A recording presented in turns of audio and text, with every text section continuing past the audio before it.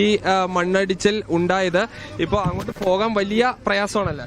ആണ്, ഒരുപാട് ബുദ്ധിമുട്ടുണ്ട്, ഒരുപാട് സങ്കടമുണ്ട്. ഒരുപാട് ജനങ്ങൾ ഇവിടുന്ന് പോയതാണ്.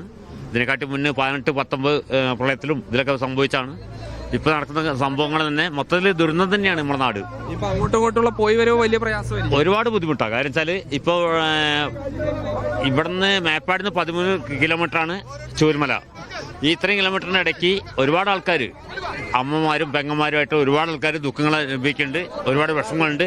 എന്തായാലും ആളുകൾ ഈ മണ്ണിന് മുകളിലൂടെ കയർ പിടിച്ച് വളരെ സാഹസികമായാണ് ഈ കയറുന്നത്. ആളുകൾക്ക് പലർക്കും ഈ സാധനങ്ങളുണ്ട്. നമുക്ക് ഈ വിദ്യാർത്ഥികളെ കാണാം. സ്കൂളിലേക്ക് പോയ വിദ്യാർത്ഥികളാണ് വളരെ പ്രയാസപ്പെട്ടുകൊണ്ട് കയറുന്നത്. അവർ ഇന്ന് രാവിലെ വിവിധ സ്ഥലങ്ങളിലേക്ക് പോയ ആളുകൾ. ഇന്ന് നിങ്ങൾ രാവിലെ പോകുമ്പോൾ ഒരു പ്രശ്നമില്ല അല്ലേ?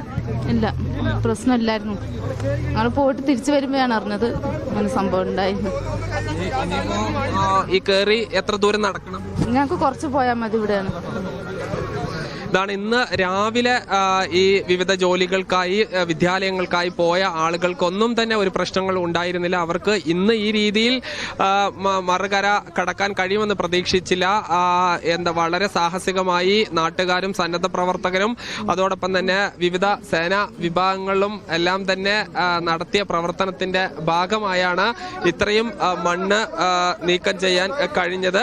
ആ മണ്ണ് നീക്കം ചെയ്തത് കൊണ്ടാണ് ഇപ്പോൾ ആളുകൾ ഇങ്ങനെയെങ്കിലും മുകളിലേക്ക് പോകാൻ കഴിഞ്ഞത്. ഇനി ചൂരൽമലയിലേക്കും മുണ്ടക്കൈ ഭാഗത്തേക്കുമെല്ലാം തന്നെ അവർക്ക് ഏറെ ദൂരം വളരെ സാഹസികമായി നടന്നു വേണം പോകാൻ.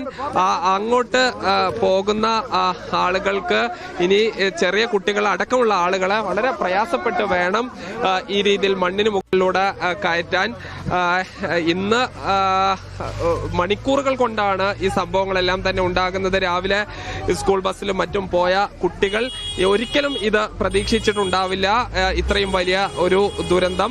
അവർക്ക് വീടുകൾ എത്താൻ വളരെ പ്രയാസപ്പെട്ട് ഈ മണ്ണിന് മുകളിലൂടെ നടന്നാണ് പോകുന്നത്.